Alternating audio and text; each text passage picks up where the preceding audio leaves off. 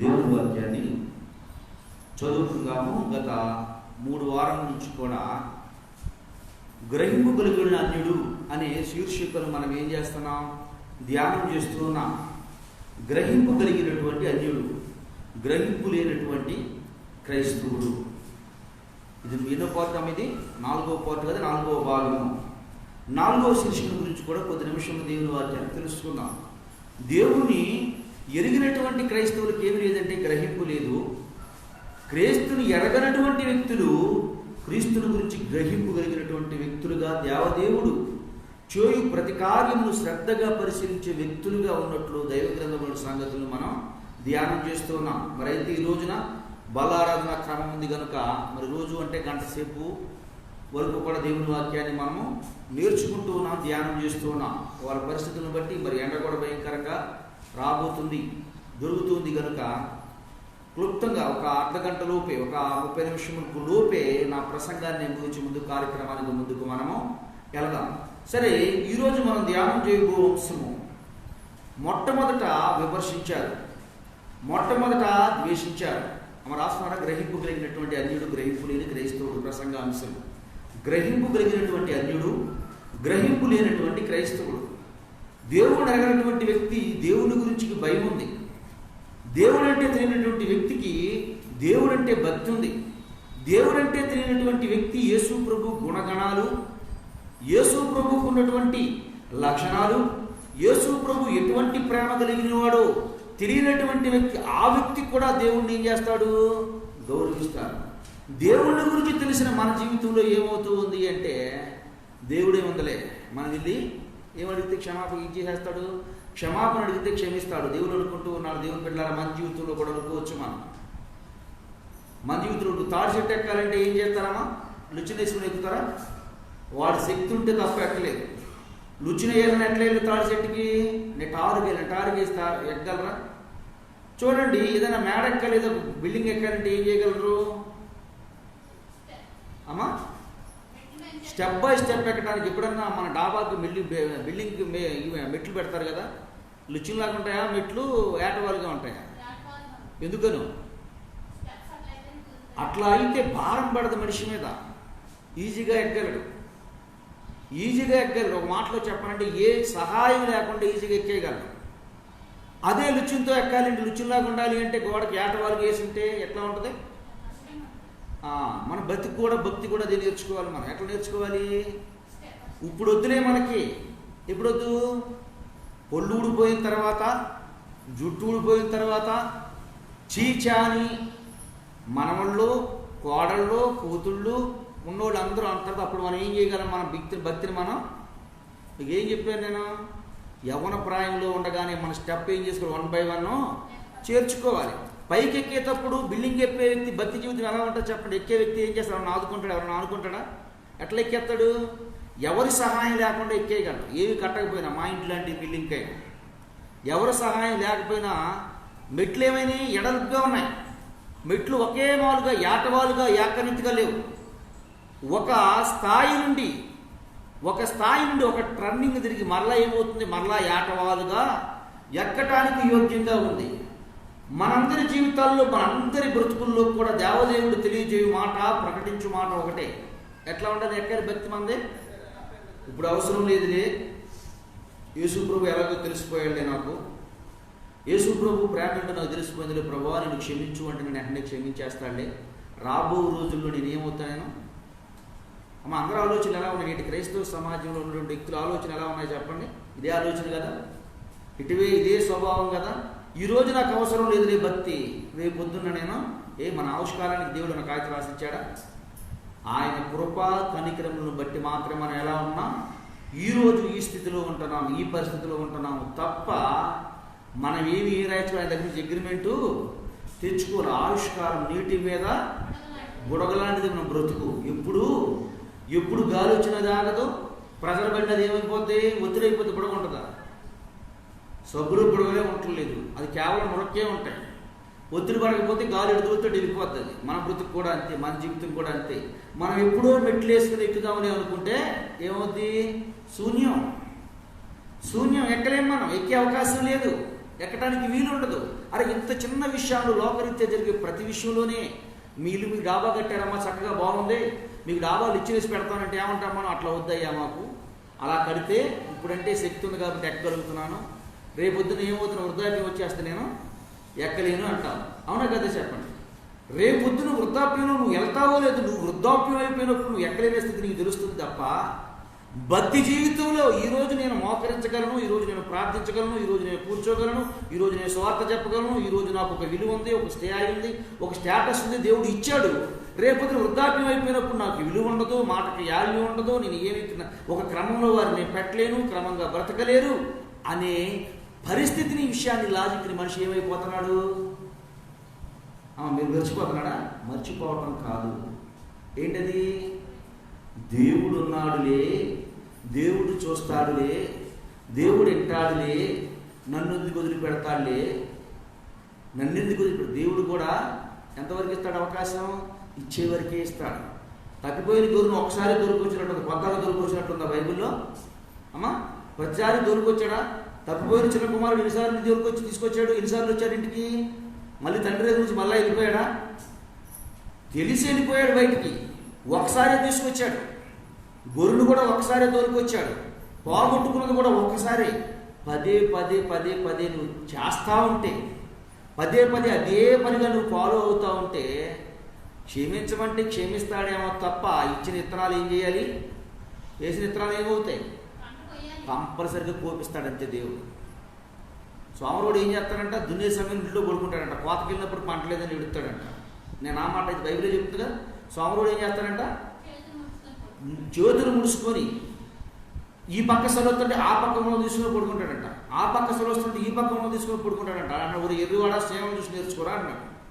దొరకగల సమయంలోనే, దొరికే సమయంలోనే ఏం చేయాలి? మనం కూర్చుకోవాలి, భక్తిని బలపరుచుకోవాలి, దేవుని భయభక్తులు కలిగి ఉండాలి. దేవునికి ఆవిష్కారం ఇవ్వగానే అవసరం లేదు, నేను ఎప్పుడో చేస్తా, ఎప్పుడో చూస్తా, ఇక చూసుకునేది ఇప్పుడు ఒకసారి. ఎప్పుడంట? కోత కోసే సమయం ఎప్పుడు ఏమంటారంట? వాళ్ళని చూసి ఏడుతారు. నేను చెప్పే మాట కదా, మా బైబిల్లో చెప్పేమాట కాదు, రెఫరెన్స్లు మీకు చూపించలేదు తప్ప. సమయం ఎక్కువ అయిపోద్ది, సమయాతీతం, కాలాతీతం ఎక్కువ అయిపోద్ది, ఎక్కువ సమయం అయిపోద్ది అని చెప్పి నేను చెబుతున్నాను మాట. మనం కట్టుకునే బిల్డింగ్కే యాటవాలుగా ఉండాలి మెట్లు. అంటే 1 by 1 నా మీద ఒత్తిడి ఉండకూడదు. నా మీద ఒత్తిడి లేకుండా, ఎవరి సహాయం లేకుండా నేను మెట్లు ఎక్కాలి అనుకుంటాం. లేకపోతే నేను ఇంజనీర్ అయిన తర్వాత మంచి బాగా భక్తి చేస్తానంటే ఇంజనీర్ చేయడానికి కార్యం ఉండదు. ఇక అప్పుడేం ఇంజనీరింగ్ చేస్తా, అప్పుడేం పని చేస్తాను? లేదా నేను ఒక స్థాయికి వచ్చిన తర్వాత చేస్తానంటే అప్పుడు ఆ పనే ఖాళీ ఉండదు. ఇప్పుడు ఏం పని చేస్తాం? ఈ రోజు నుంచి 1 by 1 ఒక్కొక్క స్టెప్ వేసుకుంటూ ఉంటే నీకు వెళ్ళటానికి ఈజీగా ఉంటుంది. దేవుని గురించి ఏం తెలుసు మనకు చెప్పండి? ఏం తెలుసు? యేసు ప్రభు గురించి ఏమీ తెలియదు. ఫస్ట్ రోజు కొత్తగా వచ్చిన విశ్వాస భక్తి జీవితం ఎలా ఉందో, ఈ రోజు వచ్చినటువంటి మన వ్యక్తి విశ్వాస జీవితం కూడా అలాగే ఉంది. ఏమన్నా తెలుసా చెప్పండి? మనకు ఏమన్నా తెలుసా? ఏమీ తెలియదు. ఏమీ తెలియదు అని చెప్పి మన గురించి ఎవరు గ్రహిస్తున్నారట? దేవుడి కంటే ముందు అన్యుడు గ్రహిస్తున్నాడు మనం.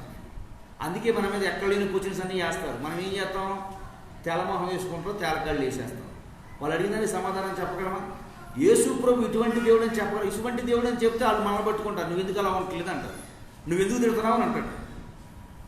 యేసు ప్రభు చెప్పాడు తిట్టకూడదు, మనం ఎందుకు తిడుతున్నావు అంటాడు. ఏం చేస్తాడు? అందుకని వాళ్ళు వేసేదానికి మనం ఏం చేస్తాం? మనం కూడా తెలియదు, లాజిక్గా మిస్ అవుతున్నాం. తెలివితేటలు నేర్చుకున్నాం. ఏం నేర్చుకున్నాము? ఒకవేళ నా నూరు ఉండక మాందో, నిమ్రోజు గారికి సహోదరులు కదా మనం. నిమ్రోజు ఏమంటాడమ్మా? మరలా మనం పాపం చేయక మానం, దేవుడు ఉగ్రత మరలా రాక మాందో, భూమి మరలా కొట్టుకుపోక, అందుకని ఏం చేద్దామంటే మనమే కొట్టుకుందాం ఆ గోపురం. దేవుడు ఏం చేస్తా? ఏం చేసి అడిగొచ్చి కారుమార్. దేవుడి గురించి అడిగితే మనం ఏం చెప్తాం? ఏం తెలుసు దేవుడి గురించి మనకి? ఒకవేళ చెప్తే నువ్వు ఎందుకు అలా ఉండలేదని మనల్ని అడుగుతారు, నువ్వు అట్లా ఉండట్లేదని అడుగుతారు, కుటుంబంలో విధేయత ఎదురు అడుగుతారు, బయట వ్యక్తుల పట్ల గౌరవం ఏదని అడుగుతారు. మనం ఏం చెప్పగలం? మన దగ్గర లేదు కదా సరుకు. ప్రజలైనప్పుడు ఏం చేస్తాం? ఇంటికి బంధువులు వచ్చారు, ఏదో షోయింగ్ చేస్తాం. బయట భర్తుండే బిర్యానీ ఉంది అంటాడు. భార్య లోపల పిలిచి ఏం చెప్పుద్ది? నిన్నే కదా బియ్యం అయిపోయింది, ఇప్పుడు బిర్యానీ అంటే ఏం చేసి పెట్టిందని చెప్పుద్ది. అమ్మ అంతేనా? కొంతమంది అయితే కోపం వచ్చి ఏం చేస్తారంటే ఎక్కడైనా ఇంట్లోనే అడుగుతారు. బయటకు వచ్చాడు పరువు, డైరెక్టర్ తీయలేక జనం ముందు తీసేస్తారు. చూడండి, వాళ్ళు అడిగితే సరుకు ఉండదు మన దగ్గర. సరుకు ఉండదు కనుక మనం చెప్పలేదు. అందుకే వాడు మనం బాగా గ్రహిస్తున్నాడు. చూడండి, మనము దేవుని యందు భయభక్తులు కలిగి బ్రతుకుతూ ఉంటే అతడు గ్రహింపు క్రీస్తు వైపుకు నడిపిస్తుంది. మనం చేసే ప్రతి పనిని చాలా జాగ్రత్తగా గమనిస్తూ ఉంటాడు. అందుకే చెప్తూ ఉంటాను, మనము లోకానికి ఏమై ఉన్నాం దేవుని వాక్యం తెలియజేస్తుంది, వెలుగై ఉన్నాము. దేవుని వాక్యం ఏం చెప్తుంది? నీకు వెలుగు వచ్చినది, లెమ్మో లెమ్మో తేజరిల్లుమో, యెహోవా మహిమ నీ మీద ఉదయించని. భూమి మీద కటికి చీకటి ఉంది, కానీ నీ దగ్గర ఏముంది? అందరికంటే చీకటి మన దగ్గరే ఉంది. ఆతిథ్యులు ఒక వ్యక్తి చెప్తున్నాడు, బామ్మరిది అవుతాడు, పూరెళ్ళి అమ్మ కడుపు చల్లకుండా, అవన్నీ మాట తీరి మాట్లాడే మాట తీరి చెప్తున్నాను. వీళ్ళు అమ్మ కడుపు చల్లకుండా ప్రతి ఒక్కడు నా మీద వెళ్ళి నలుపు వచ్చిందంటారు. నేను చూస్తేనే నల్లకుండా, ఆండోని మీద నా మీద కాకపోతే ఎర్రోళ్ళ మీద రావట్లేదు అంటున్నాడు. ఏమొస్తుందంట మా నలుపు? ఎక్కడికి వచ్చిందంట? మొహం మీద నలుపు కనపడుతుందని చెప్పినట్టు. ఎవరు ప్రార్థించి చెప్పినా నా మీద నలుపు కనపడుతుంది మొహం మీద అంటున్నారు. మరి నువ్వు చదవకపోయావా? నలుపు ఉందో లేదని నాకు వాక్యం రాదు కాదు, ఏది చెప్తుంది నేను ఏంటన్నా? ప్రతి ఒక్కడికి నా మొహం నలిపే కనపడుతుంది తప్ప నేను ఉండేదే నలుపుగా. ప్రతి ఒక్కడికి నా నలుపు కనపడుతుంది తప్ప వాళ్ళు ఎర్రగా ఉన్నారు, వాళ్ళకి మొహం మీద తెలుపు ఉంటున్నాం ఇప్పుడు అంటున్నాను. దేవుని బిడ్డలారా, దేవుని వాక్యం తెలియజేసిన మీరు లోకానికి వెలుగై ఉన్నారు. వెలుగై ఉండవలసిన మనము చీకటి మన మీద కమ్మటానికి వీల్లేదు. చూడండి, మనతో తిరిగే వ్యక్తి మన గురించి, క్రీస్తుని గురించి అవమానకరంగా మాట్లాడాడు అంటే మన భక్తి ఏంటో దేవుడు మనల్ని ఏం చేస్తాడు? ఏం చేస్తాడమ్మా? నీతో తిరిగే వ్యక్తి గురించి ఎప్పుడన్నా దేవుడి గురించి చెప్పావు నువ్వు? ఎప్పుడన్నా నువ్వు చెప్పాల్సిన అసలు నువ్వు బ్రతికి చూపించాలంతే. బ్రతికి చూపించాలి. నువ్వు అనుకోవచ్చు, ఏమనుకుంటావంటే ఏమో ఒక వ్యక్తి చెప్పాడు, యథార్థం జరిగినటువంటి సాక్ష్యం. ఒక వ్యక్తి చెప్పాడు, బాల్యం నుండి క్రీస్తు ఎరిగాడంట, దేవుడు తెలుసుకున్నాడంటే చాలా భక్తిగా ఉండేవాడంట. భక్తిగా ఉంటే సంఘంలో ఏ కార్యక్రమం జరుగుతున్నా నాకెందుకు, నాకు అవసరం లేదని అనుకున్నాడంట. తాను చెప్పినటువంటి సాక్ష్యమే ముందు చెప్తున్నాను నేను. అదిగాక సంఘం ఉద్దవుతే నాకేంటి ఉపయోగం, సంఘంలో విశ్వాసులు చేరితే నాకేంటి ఉపయోగం, నాకేంటి విధం, నేను దేవుడిని తెలుసుకున్నాను, నా భక్తి జరగను అంట.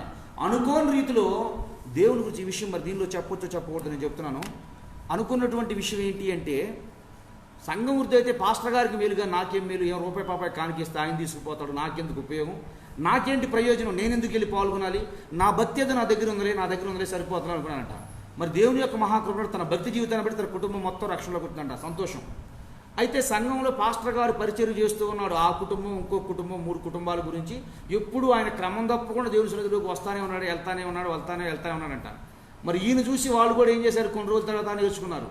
ఈయన మొత్తం వెళ్ళిపోవడం జరిగింది. అక్కడ ఇతను యేసుప్రభుని ఎందుకు నమ్ముకున్నాడమ్మా? నిత్య జీవంలో ఉంటాను అని, నిత్య జీవంలో ఉండాలి అని. ఇతని ఆలోచన అంతా ఏంటి? నేను పొందుకున్న నిత్య జీవం ఇతరులకు తెలియచేయాలనే విషయాన్ని మర్చిపోయి, నేను చేసే పనిని పాస్టర్ గారికి ఉపయోగకరంగా ఉంటుందని గ్రహింపు లేని భక్తి జీవితం తను బతికాడు. అనుకోని రీతిలో వాళ్ళ ఇంట్లో వాళ్ళ నాన్నమ్మ గారు పోయారంట. పాస్టర్ గారు వచ్చారు యథావిధిగా ఏం చేయడానికి, బెర్రెల గ్రౌండ్ తీసుకెళ్ళడానికి, కానీ సమాజ కార్యక్రమం తీసుకెళ్ళడానికి. ఇప్పుడు మోసేదేవుడు, వచ్చేవాడు ఎవడు చెప్పండి? ఈయన ఎందుకు నమ్ముకున్నాడు యేసుప్రభుని?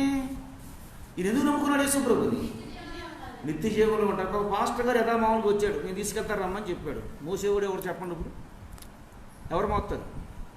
ఎవరు మోసేది? ఎవరు పట్టించుకునేది? నువ్వు పట్టించుకున్నావా దేవుని పనిని? నువ్వు పట్టించుకున్నావా దేవుని కార్యక్రమాన్ని? పాస్టర్ గారు కాబట్టి నీకు లోబడి ఉండాలి కాబట్టి, దేవుడు చెప్పాడు కాబట్టి మరలా వచ్చాడు. అమ్మ జాగ్రత్త, నేను చెప్తున్న యథార్థమైన సాక్ష్యం, అబద్ధ సాక్ష్యం అయితే కాదు. కావాలంటే ఫోన్ నెంబర్ కూడా మీకు ఇస్తాను, నేను మీరు మాట్లాడుకోవచ్చు. మీరు నమ్ముతారు నమ్మరు, రోజు బోళ్ళని ఫోన్లు వస్తూ ఉంటాయి. వాళ్ళు వీళ్ళు చేసే తప్పు కొంతమంది చెప్తూ ఉంటారు. నిజమే కదా జరిగేది. ఏమన్నాడు? నాకు పని ఏముంది, నాకు అవకాశం ఏముంది, నాకు ఉపయోగం ఏముంది, నేను సంఘం వృద్ధవుద్ది, 1000 మంది వస్తారు, నాకేంటి ఉపయోగం అనుకున్నాను. సూర్య ఎర్రివాడా, దేవుడు ఏం చెప్తున్నాడు? నిన్ను ఎందుకు రక్షణలో తీసుకొచ్చింది? ఎందుకు నిన్ను నడిపించింది?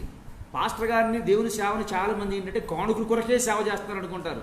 పాస్టర్కి పడి బాధలు, పాస్టర్కి వచ్చే అవమానాలు, పాస్టర్కి ఎదుర్కొనే నిందలు సామాన్యమైన నిందలు కాదు. ఇంకో మాట చెప్తున్నాను, ఒక విషయం చాలా జాగ్రత్తగా గమనించండి. సరే, ఎక్కడ దాకా ఎందుకు నా గురించి చెప్తాను మీకు నేను. మీరు 2 సార్లు 3 సార్లు రావప్రాలంటే ఏమన్నారు? పెట్రోల్ రేటు పెరిగింది అంటున్నారు. పెట్రోల్ రేటు పెరిగింది, అమ్ము తిరగలేకపోతున్నాం, 1 సారి 2 సార్లు అంటున్నారు. మరి డైలీ మేము ప్రార్థనకు వస్తున్నామా? డైలీ నాకైనా కానుక ఇస్తున్నారా? మీరు కానుక మీ దగ్గర నుంచి తీసుకుంటున్నానా? నేను దేవుడు నీ హృదయంలో దేవుని సేవకుడు చేసే పనిని గ్రహింపు లేకపోతే ఈరోజు అర్థం కాదు ఆ పరిస్థితి, దాని యొక్క పర్యవస్థానం ఈరోజు నీకు తెలియదు. జరిగే సమయానికి, తెలిసే సమయానికి వచ్చినప్పుడు ఏం ఉపయోగం ఉంది? ప్రభువా, మేము కూడా నీ పేరట రక్షణ పొందిన వారమే, నీ పేరట అద్భుతం చేసిన వారంటే తలుపు మోస్తున్నాడు, తలుపు వేసేయబడింది. ఆయన ఏమన్నాడు? ఇప్పుడు మీరెవరో నాకు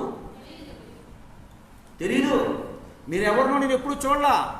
అదేంటి ప్రభా, వారం వారం నీ చర్చకు వచ్చేవాళ్ళంగా, మరి నువ్వేమన్నా రక్షణలోకి తీసుకొచ్చావా? దేవుని పనులు ఏమన్నా పాలుపొప్పులు ఉన్నాయా? దేవుని పనులు ఏమైనా కార్యక్రమాలు ఉన్నాయా? మీరు అనుకోవచ్చు, ఎందుకు ఈ కార్యక్రమం అంతా యేసు ప్రభుని అనుకోకుండా బాప్తిసం తీసుకోకుండా మనం ఉంటే ప్రశాంతంగా ప్రార్థనకి వెళ్ళిపోయి ఉంటే ఏమవుతుందిగా, అన్ని తీసుకెళ్ళి పారేస్తారా? నిత్యజీవం ఉందా? ఒక వ్యక్తి నాకు ఫోన్ చేసి చెప్తా ఉన్నాడు, బంగారం లాంటి సాగుతుంది. అరే సావు బంగారం లాగుంటే ఇంత కష్టపడి బ్రతకటం ఎందుకు? అందరం కలిసి తీసుకొచ్చి ఒక ఎంత 1/2 లీటర్ పడుతుందా, లీటర్ పడుతుందా? లీటర్ పడుతుంది అనుకుంటా కదా కుటుంబానికి. ఏంటది? పురుగుల మందు. ఇంత కష్టపడి బ్రతకడం అవసరమా? చాలామంది క్రైస్తవులు అనేటువంటి వారు కూడా అన్నారు బంగారం లాంటి సాగు. ఎలా చనిపోయిన తర్వాత అసలు సిసలైనటువంటి జీవితం అది. క్రీస్తుని ఎరిగినటువంటి మన అందరి జీవితాల్లో తెలియని విషయం ఏంటి అంటే, ఇక్కడ బ్రతికి ఇక్కడ బంగారులాగా చచ్చిపోయాడు, ఇక్కడ బంగారులాగా చచ్చిపోవటం కాదు, ఇక్కడ నుంచి చనిపోయిన తర్వాత అసలైన స్టోరీ మొదలవుద్ది. అసలైన స్టోరీ బిగిన్ అవుద్ది. ఇక్కడ బ్రతికే బ్రతుకు కొరకు, ఇక్కడ బతికిన బ్రతుకు కొరకు, ఇక్కడ జీవించే జీవితం కొరకు, ఇక్కడ బంగారులాగా బ్రతికాం, రాజ్యాలాగా బ్రతికాం, బంగారులాగా చనిపోయాడు. చనిపోవటంలోనే రాయల్టీ ఉంటే మనుషులు కష్టపడి బతకడం ఎందుకు? అర్థమవుతుంది నా మాట మీకు? చనిపోవటంతోనే అని ఇప్పుడుగా మాట్లాడు, ఇప్పుడే చనిపోయాడు, బంగారం లాంటి సావు వచ్చింది. బంగారం లాంటి సావా? సావు బంగారమా? దీనికంటే ఇంకా రేల్టీ, ఇంకా బంగారం లాంటి సావు నేను చూపిస్తాను. మీకేంటది? ఇంత రిస్క్ అవసరం లేదు. నేను అంటే నేరే అంటాను అనుకోవద్దు. చనిపోవటంలోనే బంగారం మీకు కనిపిస్తే, చనిపోవటంలోనే రాయిని మీకు కనిపిస్తే, చనిపోవటంలోనే అద్భుతాలు మీకు ఉంటే ఇంత కష్టపడి బతకడం ఎందుకు? దొంగతనం చేసేవాడు దొంగతనం చేసి బతకడం ఎందుకు? మోసాలు చేసేవాడు మోసాలు చేసుకుంటూ బతకడం ఎందుకు? హత్యలు చేసేవాడు హత్యలు చేసుకుంటూ బ్రతకడం ఎందుకు? కూనికోరిగా బ్రతకడం ఎందుకు? ఎందుకు చెప్పండి? చనిపోవటంలోనే ఏం లేదు. ఈ భూమి మీద బ్రతికి ఈ భూమిని ముగించుకుని వెళ్ళటంలోనే ఏం లేదంట. ముగింపు కాదు. ముగింపు ఎప్పుడుంది? చనిపోయిన తర్వాత అసలు జీవితం స్టార్ట్ అవుద్ది. చనిపోయిన తర్వాత అసలు స్టోరీ. ఆ స్టోరీని బాగు చేసుకోవడం కొరకు ఈరోజు ఇక్కడ ఏం చేస్తున్నాం? ఏం చేస్తున్నాం? ప్రిపేర్ చేస్తున్నాం, రెడీ చేసుకుంటున్నాం. మీరు ఎప్పుడన్నా పూర్వకాలంలో ఫోటో దిగేవాడు కదా. ఫోటో ఎలా ఉండేది? ముందు రీల్ వచ్చేది. రీల్ ఎలా కనపడేది? బ్లాక్ అండ్ వైట్ అయితే బ్లాక్ అండ్ వైట్ ఉన్న ఫోటో మొహం బాగా తెల్లగా ఉండేది. కానీ అది తీరా డెవలప్ చేసి ప్రింట్ అయితే నల్లగా కనపడేది. నల్లగా ఉండేది ఫేసు, ఫోటో చూస్తే తెల్లగా ఉండేది. ఫోటో కంటే ముందు వచ్చేది ఏంటి? రీల్ వచ్చేది, ఫిల్మ్ వచ్చేది. ఆ ఫిల్మ్లో నుంచి ఫోటో తీసేవాళ్ళు. తెలుసా మీకు ఈ విషయం? ఇప్పుడు డిజిటల్ కెమెరా వచ్చింది. అంతకుముందు ఎలా ఉండేది? ఎవరికైనా జ్ఞాపకం ఉందా? ఎవరికీ తెలియదా మీకు? ఫోటో తీసిన వ్యక్తి ఫోటోలు తీసేవాళ్ళు కదా. ఫోటోలు తీస్తే రీల్ తీసేవాళ్ళు ముందు. ఆ ఇదివరకులాగా ఫోటో పోతే డిలీట్ చేయడం కుదరదు. వర్షం పెట్టి తీసుకుంటే వెళ్ళిపోయేవాళ్ళు. మీకు తెలియదు అనుకుంటా. సరోజమ్మ గారికి కూడా తెలియదా ఫోటోలు తీసిన విషయం? బ్లాక్ అండ్ వైట్ ఫోటోలు తీసేవాళ్ళు కదా. బ్లాక్ అమ్మ మీకు తెలుసా? వెంకటేశ్వరమ్మ తెలుసు కదా. ఏం ఇచ్చేవాడు ఫోటోకి ముందు? ఫోటోతో పాటు ఈ రీల్ కూడా ఇచ్చేవాడు నీకు. ఈ ఫిలిం ఇచ్చి నీకు మళ్ళీ ఫోటోలు కావాలంటే తీసుకొచ్చుకుంటే నీవు ఈసారి ఫోటో దిగవలసిన అవసరం లేదు అని చెప్పేవాడు. అవునా కదా? అది మొహం నల్లగా ఉంటే ఎట్లా ఉండేది? మన మొహం మనకు అర్థమయ్యేదా? అది తీసుకెళ్ళి చేయవలసిన రీతిలో చేసినప్పుడు ఒరిజినాలిటీ బయటకు వచ్చేది. నిజమే. మనందరి బ్రతుకుల్లో కూడా గ్రహింపు లేని తత్వం ఏమిటి అంటే, గ్రహింపు లేని లక్షణం ఏంటి అంటే క్రైస్తవుల మన గ్రహింపు లేని లక్షణం ఏంటంటే, ఎప్పుడో ఒకప్పుడు అవకాశం వచ్చినప్పుడు ఒకేసారి మెట్లు ఎక్కేస్తా, ఎప్పుడో ఒకేసారి బిల్డింగ్ పైన ఎక్కి కూర్చేసుకుంటా. దేవుడు చెప్తూ ఉన్నాడు, అప్పుడు ఎవడో పోండి నేను ఎక్కియాలి. నిజమే కదా? 75 సంవత్సరాలు వచ్చిన తర్వాత డైరెక్టర్ ఉరగలవా? ఏం చేయగలవమ్మా? నడిస్తే నడవగలరు. ఇప్పుడు నేను 70 సంవత్సరాలు వచ్చిన తర్వాత బ్రతకడం కూడా గ్యారంటీ లేదులే. 50-60 దాటగానే పెన్షన్ వస్తుంది తప్ప పెన్షన్తో పాటు రోగాలు కూడా ఫుల్గా ఉంటున్నాయి.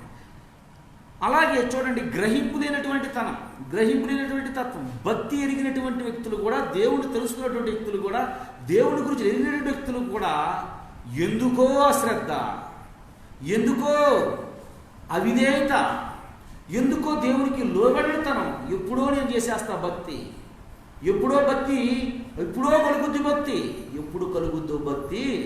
లోకంలో జరిగే కనీస అవసరాలు తీర్చే పనులే జరగనప్పుడు, అదే కష్టతరంగా ఉన్నప్పుడు నిత్య జీవనం నువ్వు కూర్చుకోగలవా? నిత్య జీవనం నువ్వు స్థిరపడగలవా? స్థిరంగా నిలబడగలవా అని మనం పరిశీలించుకున్నాం. యథార్థంగా చెప్పినటువంటి మాట అయ్యగారు. నేను అనుకునేవాడిని, ఎందుకు ఆయన దగ్గరికి వెళ్ళటం, ఎందుకు వాళ్ళ దగ్గరికి వెళ్ళటం? వెళ్తే ఆయన సంఘం ఉంటుంది, నాకేంటి ఉపయోగం? ఆయన ఎప్పుడైనా నా దగ్గరికి రావాలి, నేను చెప్పింది నాది, నా మాట ప్రకారం బ్రతకాలనుకున్నాను. పాపం ఆయన ఎప్పుడు నాకు ఎదురు చెప్పలేదు, ఎప్పుడు నాకు ఇచ్చేయలేదు. ఒకానొక దినం వచ్చేసింది. ఒకానొక దినం వచ్చి ఇంట్లో వ్యక్తి చనిపోయింది. చనిపోయినప్పుడు తీసుకెళ్ళడానికి పాస్టర్ గారు ముందే వచ్చి కూర్చున్నాడు. ఇప్పుడు ఎవరు తీసుకెళ్ళాలని ఎవరు మోసుకెళ్ళాలి? ఎవరు పడేయాలమ్మ తీసుకెళ్ళి? ఎవరు చేయాలి? చేసేవాళ్ళు ఎవరున్నారు? ఎవరు నువ్వు అడగగలవు? ఎవరు రామని అడగలవు? ఎవరితో మాట్లాడగలవు? అప్పుడు వరకు అన్యుడు లెక్కలేదని మాట్లాడేవుగా. అప్పుడుతో అన్యుడితో సావాసం చేయకూడదు అన్నావుగా. అప్పుడుతో అన్యుడితో మాకు బంధుత్వం ఏంటి అన్నావుగా. అప్పుడు వరకు అన్యుడితో నాకు సంబంధం లేదన్నావుగా.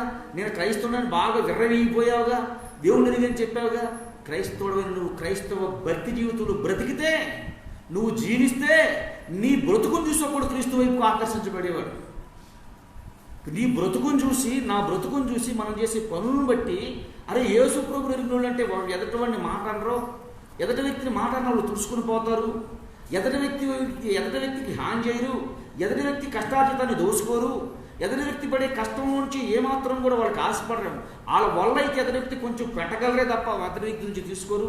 అందరూ క్షేమంగా ఉండాలి, క్షేమంగా ఉంటారు, ఉండాలని చెప్పి మనం చేయకపోయినా వారు మన గురించి విజ్ఞాపన చేస్తున్నారు అని లక్షణం ఎదుటి వ్యక్తికి ఎప్పుడు కలుగజేస్తుంది? మనం బ్రతుకుతూ ఉన్నప్పుడు. ఆ విషయాన్ని గుర్తిస్తారు, ఈ విషయాన్ని కూడా గుర్తిస్తారు. ఓడలు దిగడానికి షిప్యార్డ్ దగ్గర పెద్ద ఇది పెడతారు, ఒక లైట్ హౌస్ ఎత్తుగా పెడతాడు. ఎంత దూరంలో ఉన్న వాడైనా ఏం గుర్తిస్తాడు? లైట్ని చూసి, లైట్ హౌస్ ఉంటాడు, ఆ లైట్ని చూసి ఇగో మన మార్పు ఉంటుందని చెప్పి వాడు తెలుసుకుంటాడు. దేవుడు ఏం చెప్తున్నాడు? యెషయా గ్రంథం 60వ అధ్యాయంలో, చీకటి భూమి మీద ఉంది, నువ్వేమై ఉన్నావు? వెలుగై ఉన్నావు. నువ్వు వెలుగుగా ఉంటే, చీకటిలో కలవకుండా నువ్వు కూడా చీకటమయం అయిపోకుండా ఉంటే, నీ వెలుగును చూసి నీ వద్దకు వచ్చే వ్యక్తులు ఉంటారు దేవుని దగ్గరికి. ఏం లేదు మన దగ్గర, ఏం లేదు, వెలుగు లేదు, వెలుగు లేదు. వెలుగుగా బతకాలని ఆశ లేదు, వెలుగుగా జీవించాలని ఆసక్తి లేదు. ఏదో వచ్చేసాం, ఏదో చేసేస్తున్నాం. గ్రహింపు లేనటువంటి తనం. క్రైస్తవుడికి ఏం లేదంట? గ్రహింపు లేదు. ఎలా బ్రతుకుతున్నాం, ఎలా క్రైస్తవులు అయ్యాం? యేసు ప్రభు మనల్ని ఎందుకు అంటే, నువ్వు ఇలా బతికితే నువ్వు నష్టపోతావా? నీకు నష్టం కలుగుద్దా? దేవుడు ఏమన్నారు? మీరు నా మాట ప్రకారం చేస్తే మీరేమవుతారు? బహుగా ఫలిస్తారు. మీరు నా మాట ప్రకారంగా చేస్తే మీరు బహుగా, మీరు ఎందుకు ఫలిస్తారంటే నా తండ్రి నామానికి మహిమ రావాలి. మీరు ఫలిస్తేనే దేవుడి నామానికి మహిమ వస్తుంది. మీరు ఫలించకపోతే నా తండ్రికి మహిమ రాదు, నా తండ్రికి ఘనత రాదు. నా తండ్రి మిమ్మల్ని ఎదుటి వ్యక్తిని ఆకర్షించుకోలేడు. మీకు ఫలింపు లేకపోతే మీ దగ్గరికి ఎవడు వస్తాడు? మీరు జీవితం ఎక్కడ పడేసిన గొంగడు అక్కడే ఉన్నట్లుంటే, ఎక్కడేసినటువంటి మొక్క అక్కడే ఉన్నట్లుంటే, నా తండ్రి ఎందుకు మిమ్మల్ని చూసి సంతోషిస్తాడు? తండ్రి నామానికి ఎందుకు మహిమ వస్తుంది? కింద చేసిన మనం ఏం చేయాలి? దానికి వెంటనే నీరు పోయాలి. నీరు పోసిన మనం ఏం చేయాలి? కింద దానికి భూమికి పాదు చేసి ముందేయాలి. మరలా ముందేసిన మనం ఏం చేయాలి? దానికి సీడ పడకుండా దానికి ఏం చేయాలి? ఏ సమయానికి ఏది కేటాయించాలి అది కేటాయిస్తే అది ఏమొద్దు? మొక్క గింజ పెట్టేశాం కదా, ఏమవుతులే, పిటికాడు పడుకుంటే ఏమవుద్దామా? నువ్వు చూసిన రోజు 3 రోజు 4 రోజు తేమడు కదా, మొక్క వస్తుంది. తర్వాత దాని బతుకేమైపోద్ది? వేసవకాలం చూస్తే ఏమవుద్దామా? అక్కడ మొక్కున్నామని ఆనవాలే ఉండదు. అక్కడ నువ్వు పెట్టిన మొక్కున్నామని ఆనవాలే ఉండదు. చూడండి, ఈ గ్రహింపు క్రైస్తవుడికి లేదు. చూడండి, ఇక్కడ ఒక వ్యక్తిని మీకు పరిచయం చేస్తాను. చూడండి, అపోస్తుల కార్యములు 28వ అధ్యాయము 5వ వచనము 6వ వచనం. అతడైతే ఆ విష జంతువును అగ్నిలో జాడించి వేసి ఏ హాని 4వ వచనం నుంచి కొడుతుంది. 4వ వచనం నుంచి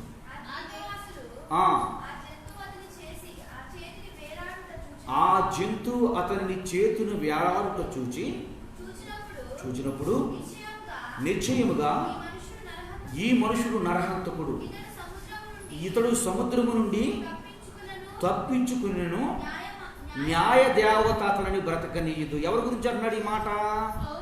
అపోస్తలుడైన పౌలు గారి గురించి మాట్లాడమ్మా. ఏమన్నారు ఆయన గురించి? ఇతడు నరహంతకుడు, ఇతడు మాయగాడు, ఇతడు మోసకారి, ఇతడు దౌర్జన్యం చేసే వ్యక్తి. ఏదో ఇతడు అదృష్టం కొద్ది ఇలా ఉన్నాడు. మోసగాడు, మాయగాడు. కొంతమంది అంటారు పాస్టర్ల గురించి చెప్తూ ఉన్నారమ్మా. ఏం చెప్తూ ఉన్నారంటే, మీరు మాటకారులే అంటారు, పాస్టర్లు మాటకారులే. అపోస్తలుడైన పౌలు గారు అంటాడు, మీ దగ్గర నేను ఏదో వాక్చాతుర్యం గలవాడిగా మీ దగ్గరికి నేను రాలేదు. సిలువ వేసిన క్రీస్తుని మాత్రమే తీసుకుని వచ్చాను. నుంచున్న నేను దేవుని వాక్యం చెప్పడానికి, అర్ధగంట సేపు ప్రసంగం చెప్పడానికి పైనుంచి కింద వస్త్రాల వరకు పూర్తిగా తడిసిపోయి బైబిల్ను తిప్పి తిప్పి తిప్పి తిప్పి తిప్పి చూపించినటువంటి వ్యక్తిగా దేవుడు ఏం చేస్తున్నాడు? ఇప్పుడు ఏమన్నారు పాస్టర్ల వాళ్ళ వాక్చాతుర్యం కలిగిన వారు మాట కదా. దేవుని వాక్యం ఏం తెలియజేస్తుంది? మీరు వెళ్ళి నిల్చోండి, నేనేం చేస్తాను? నోరు బాగుగా నింపుదెను. ఆ క్షణం గురించి, ఆ సమయం గురించి మీరు ఏం మాట్లాడాలని మీరు ఏం చేయొద్దు, కంగారు పడొద్దు. ఆ సమయానికి ఏది అవసరమో అది నేనే వినిపిస్తాను. ఏది వాళ్ళ హృదయానికి అవసరమో, ఏది మాట వాళ్ళ హృదయాన్ని తాకుతుందో వారిని ఆదరించాల్సిన మాటలైతే నేను మాట్లాడతాను. వాళ్ళ విశ్వాసంతో ముందుకు కొనసాగాల్సిన మాటలైతే నేను మాట్లాడతాను. వాళ్ళని హెచ్చరించి గద్దించి వాళ్ళని సరైన మార్గంలో పెట్టే మాటలైతే నేను మాట్లాడతాను. ఎవరు చెప్తున్నారు ఈ మాటలో? దేవుడే చెప్తున్నాడు. ఆ క్షణం గురించి, ఆ గడి గురించి మీరు ఏం మాట్లాడాలి, ఏ ప్రసంగం చెప్పాలి, ఏం రాయాలని గంటలు పేజీలు తీసుకుని మీరు ప్రిపేర్ అవ్వాల్సిన అవసరం లేదు. ఏం చేయండి? నా దగ్గర గడపండి, నా మాట వినండి, మీరు ఆడికెళ్ళి నుంచోండి. నేనేం చేస్తా? ఏమి మాట్లాడాలో, ఎలా మాట్లాడాలో నేను ఆ సమయం వచ్చినప్పుడు వాళ్ళ గురించి, వాళ్ళకి అవసరమైన మాటలు నేను వినిపిస్తా, మాట్లాడేస్తానని చెప్తూ ఉన్నాను. చూడండి, అటు వాక్చాతుర్యం లేనటువంటి, జ్ఞానము లేనటువంటి వ్యక్తిగా ఈయన వస్తే ఈయన ఏమన్నారు? ఈయన నిశ్చయముగా నరహంతకుడు. ఏదో అదృష్టం కొద్ది బయటపడ్డాడు, ఏదో కొంచెం సావు తప్పు కొనులు అట్టుపోయింది, బయటపడ్డాడు అనుకున్నా కానీ ధర్మం ఇతను ఏం చేయలేదు. బట్ నిజమే కదా. ఎవరి గురించి మాట్లాడుతున్నారు ఈ మాట? ప్రపంచమును తలకిందులు చేయు దైవజనుల గురించి మాట్లాడుతూ ఉన్నాడు. మొట్టమొదటి ఇంటర్నేషనల్ స్పీకర్ అయిన క్రైస్తవ్యము లేనప్పుడు, క్రీస్తుని ఎరగనప్పుడు, క్రీస్తు అంటే ఎవరో తెలియని ప్రజల మధ్యకి వెళ్ళి దేవుని సువార్త ప్రకటిస్తున్నటువంటి వ్యక్తిని చూసి అంటూ ఉన్నారు. ఈయన చూడండి, మొదటి వచనం నుంచి మనం చూస్తూ ఉంటే దేవుని వాక్యం ఇతను ప్రకటిస్తూ ఉంటే, దేవుని వాక్యం గురించి తెలియజేస్తూ ఉంటే 28వ అధ్యాయము దేవుని గురించి ప్రకటిస్తున్నటువంటి వ్యక్తి మీద అనేకమైన నిందలు తీసుకొచ్చారు. ఏంటా నిందలు? దేశాన్ని నాశనం చేయడానికి వచ్చాడని, మత కలహాలు పెట్టడానికి వచ్చాడని, మా మధ్య మాకు శుచి పెట్టడానికి వచ్చాడని, దేవుడి గురించి ఏదో కొత్త దేవుడి గురించి ప్రకటిస్తూ ఉన్నాడని, ఆ దేవుడి గురించి తెలియజేస్తూ ఉన్నాడని చెప్పి, మా దేశము మా లెక్క ప్రకారం చాలా నాశనం చేయడానికి వచ్చాడని చెప్పి అతను ఎక్కడికి తీసుకెళ్ళినా అక్కడే మారుతున్నారండి. విచిత్రం చూడండి. ఆయనలో ఏముంది? ఆయన నిజ దేవుడు అని తెలుసు. అదే అంటాడు 2 తిమోతి పత్రిక మొదటి అధ్యాయంలో, నేను నమ్మిన వారిని నేను. అది ఎంత ఆశ్చర్యమో చూడండి. జైల్లో తీసుకెళ్ళి పెట్టారు. జైల్లో అధికారి ఏమైపోయాడంట? మారిపోయాడు. జైల్లో తీసుకెళ్ళి అధికారి పెడితే జైల్లో కూర్చొని ప్రార్థన చేస్తున్నాడంట, జైల్లో కూర్చొని స్తుతిస్తున్నాడంట, జైల్లో కూర్చొని దేవుని నామాన్ని మహిమపరుస్తున్నాడు. ఒక మాట చెప్తూ ఉన్నాను, మన బంధువుల దగ్గరికి వెళ్ళి 8 సంవత్సరాల నుంచి 2 రోజుల నుంచి చేస్తున్నాం. మన బంధువుల్లో ఎవరికైనా యేసు ప్రభువు గురించి చెప్పామా?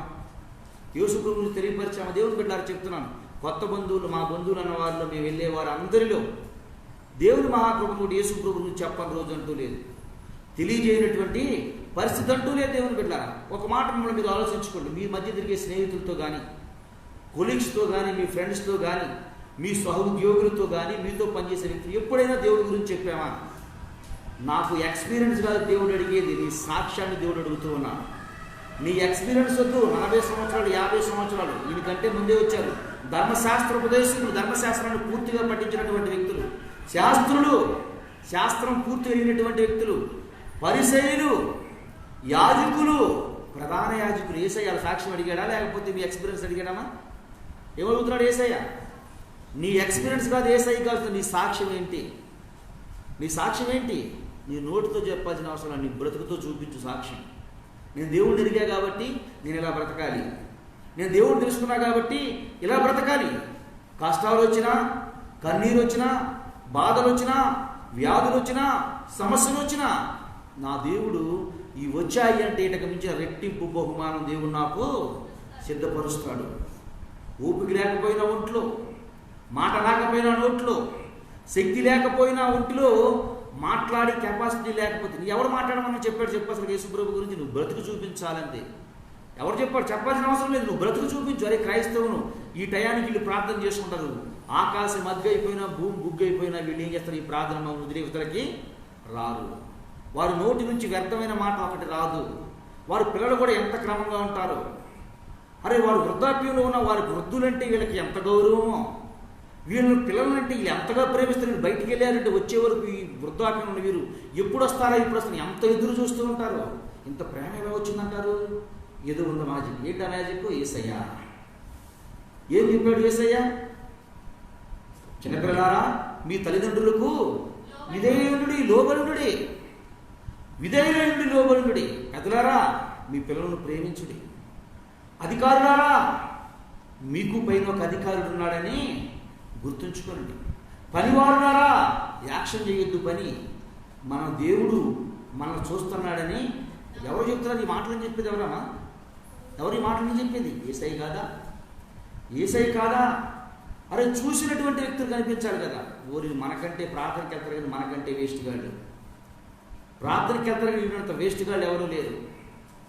కటికి వేస్ట్ గాళ్ళు వీళ్ళ పేరుకే ప్రార్థన. అందుకే యేసుప్రభు అంటే మాకు ఏంటి అసహ్యం. ప్రార్థనకి వెళ్తారు అన్నీ అబద్ధాలే ఆడతారు. ప్రార్థనకి వెళ్తారు అన్నీ మోసాలే చేసేది. ప్రార్థనకి వెళ్తారు వీళ్ళ జీవితంలో అసలు నిజమనేది లేదు. వీళ్ళకంటే మనం బెస్ట్. ఈ సాక్షి ఉందా? ఈ సాక్షి ఉందా? ఈ మాట ఉందా? ఈ మాట మాట్లాడతారు. ఏ మాట మాట్లాడుతున్నారు చెప్పండి? ఏ మాట వస్తుంది మన నోటి నుంచి? ఏం నేర్చుకుంటారు మన దగ్గర నుంచి? ఏంటి మనం నేర్పేది వాళ్ళకి? ఏంటి మనం గ్రహించేది? గ్రహించట్లేదా? అపోస్తలుడైన పౌలు గారు ఎక్కడికి వెళ్తే అక్కడే మారుమనసు వస్తుందంట. సమాధి శరసాల్లో పట్టుకుపోయారు, తీసుకెళ్ళి శరసాల్లో పట్టుకుపోయి శరసాల్లో కూర్చోబెడితే శరసాల్లో ప్రార్థన చేసుకుంటున్నాడంట. అదేంటయ్యా నీ పరిస్థితి ఏంటయ్యా? నువ్వు ఎక్కడున్నావయ్యా? నీ స్థితి ఏంటయ్యా? అసలు ఎందుకయ్యా నీకు ఈ పరిస్థితి వచ్చిందని కొంచెం కూడా ఆలోచించదు ఏంటయ్యా? హరేసిన వాడు ఇప్పుడు ఏం చేస్తున్నాడు? ఆయనకి 16వ అధ్యాయంలో కట్లు కడుతున్నాడంట. తెలుసా మీకు? గాయాలు కట్టాడంట. అనవసరంగా మిమ్మల్ని కొట్టానని గాయాలు కట్టి నేను కూడా వస్తా ప్రార్థనకి. అబ్బా ఎంత సాక్ష్యం చూడండి. ఎటువంటి సాక్ష్యం చూడండి. ప్రతి ఒక్కడు మనల్ని గ్రహిస్తాడు. తిట్టిన ప్రతి ఒక్కడు మనల్ని గ్రహిస్తాడు. అవమానకరంగా మాట్లాడిన ప్రతి ఒక్కడు మనం గ్రహిస్తాడు. యాగం చేసిన ప్రతి ఒక్కడు మనం గ్రహిస్తాడు. మనం నడిచే నడకను బట్టి క్రీస్తుకు సాక్షిగా బ్రతుకుతున్నాము, సాక్షార్థంగా బ్రతుకుతున్నాము, దేవుడి నామానికి మహిమ తెచ్చే వ్యక్తిగా బ్రతుకుతున్నాము లేదు అని చెప్పి ప్రతి ఒక్కడు మనల్ని గ్రహిస్తాడు. మనం అనుకుంటున్నాం గ్రహించట్లేదు, చూడట్లేదు. దేవుడు చూస్తున్నాడు. దేవుడితో పాటు లోకం కూడా చూస్తూ ఉంది. అన్యుడికి ఉంది గ్రహింపు, నీకు నాకు లేదు గ్రహింపు. నీవు నేను గ్రహింపు లేని వ్యక్తులుగా బ్రతుకుతూ ఉన్నాం. ప్రార్థనకి వెళ్తే ఏంటి ప్రయోజనం? ప్రార్థనకి వెళ్తే ఏంటి ఉపయోగం? దేవుడు చెప్తూ ఉన్నాడు, నీ మీద నా మీద భారం పెట్టాడు. మీరేం చేయండి? సర్వలోకమునకు సర్వ సృష్టికి సువార్తను ప్రకటించుడి. సర్వ సృష్టికి సువార్తను ప్రకటించాలి. దేవుడిని ఎరగనప్పుడు మన బ్రతికి సంగతి వదిలేసాయి. దేవుడు తెలుసుకున్నప్పుడు మన సంగతి వదిలేసాయి. దేవుడిని ఎరిగినా కానీ అదే జీవితం, అదే రోత, అదే కొంపు, అదే బ్రతుకులు, అదే విలువ లేని తరమ. దేవుడు ఏంటి నా నుండి నేర్చుకునేది? అన్యుడు ఎవరు నేర్చుకోగలడు? దేవుడు బిడ్డలు జాగ్రత్తగా గమనించండి. ఇక్కడ ఈయన అంటూ ఉన్నారమ్మ ఈ మాట. అపోస్తలుడైన పౌలు గారు అంటూ ఉన్నారు. అపోస్తలుడైన పౌలు గారిని ఏమంటూ ఉన్నారంటే, ఇదిగో ఇతడు నిజముగా నరహంతకుడు.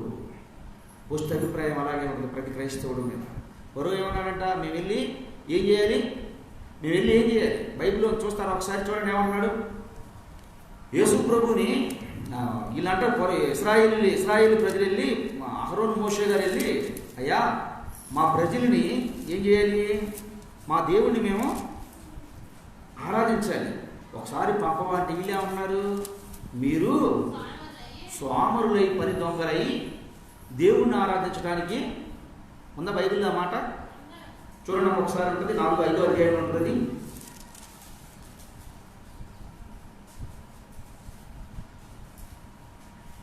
మీరు స్వామరులై ఉండి, చూడండి ఒకసారి 5వ అధ్యాయం ఉంటుంది. చూడండి ఒకసారి ఆ మాట చూసుకుని మనం ముందుకు వెళ్దాం.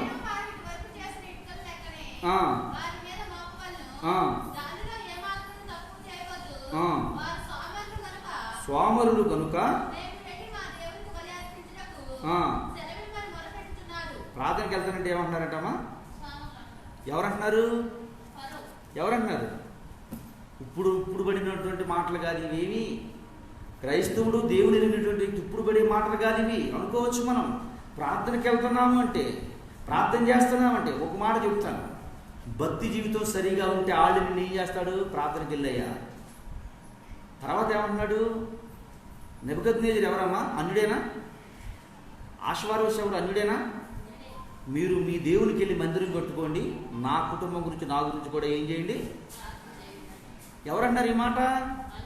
ఎందుకని? వారి ప్రవర్తన సరిగా ఉంది, వారు చేసే పనులు సరిగా ఉన్నాయి, వారు చేస్తున్నటువంటి క్రియలు సరిగా ఉన్నాయి, వారికి ఇవ్వబడినటువంటి చేసే ఉద్యోగంలో క్రమంగా ఉంది. క్రమముగా భయభక్తులుగా యథార్థంగా పనిచేయటాన్ని చూసి, నేను చెప్పే దొంగ మాటలు లేకపోతే కల్పిత కథలు కదా, అన్ని బైబిల్లో ఉన్నాయి. నా దేవుడు చెప్తాను, నేను నాకెవరు గాడ్ ఫాదర్ లేరు. నాకున్నటువంటి గాడ్ ఫాదరు, నేను పొందిన ట్రైనింగు అన్నీ ఎక్కడ?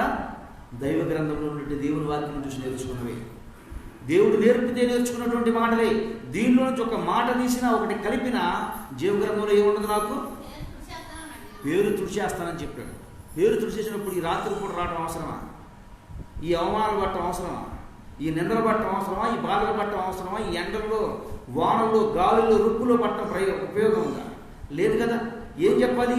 దేవుడిలో సంగతులే, దేవుడి గ్రంథంలో సంగతులే తప్ప దీంట్లో నుంచి ఒకటి తీసినా ఒకటి కలిపినా జీవ గ్రంథంలో పేరు తుడిసివేయబడింది. తుడిసివేయబడితే పేరు లేకుండా పోద్ది. దేవుని బిడ్డల విషయాన్ని గమనించండి. ఈయన అంటూ ఉన్నాడు, ఇక్కడ తెలియజేస్తూ ఉన్నాడు, ఎందుకు మీరు స్వామరులు, మీరు పని దొంగలు, పని దొంగల ఇంటి దేవుడి దగ్గరికి ఆరాధించడానికి వెళ్తామని చెప్తారు. ఒకసారి 2 సార్లు అంటాడు అన్నమాట, 2 సార్లు అంటాడు అన్నమాట పరు. తర్వాత అంటాడు, నా గురించి, నా కుటుంబం గురించి మీరే ఇల్లు ఏం చేయండి, ప్రార్థన చేయండి, మేము క్షేమంగా ఉండాలి. దేవుని బిడ్డ ఎప్పుడు వచ్చింది అన్నమాట? నువ్వు చేసే ప్రతి పనిని గ్రహిస్తాడు, నువ్వు చేసే ప్రతి క్రియని ఆయన గ్రహిస్తాడు. నీవు నేను అనుకుంటున్నా, నీ ఆలోచన నా ఆలోచన ఉన్నట్టు ఆలోచన ఆయనది ఉండదు. నీవు నేను ఆలోచించినట్లుగా ఆయన ఆలోచించడు. చూడండి, ఇక్కడ అపోస్తలుడైనటువంటి పౌలు గారి గురించి మనం ధ్యానం చేస్తూ ఉంటే ఆయన అంటున్నారు, వీళ్ళు ఎవరో?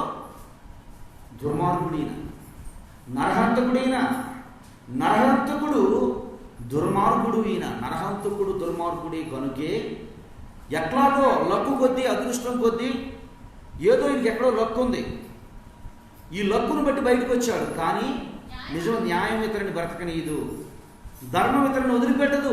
ధర్మం ఏం చేస్తుంది? ఇతరుని ఇప్పుడు చంపేస్తుంది. చూసారా? ఎక్కడో లోపల ఉన్నటువంటి పాము ఈయన తీస్తే ఎందుకు రావాలి? పాపం మీరు ఏం చేస్తారంట అమ్మాయిలకి?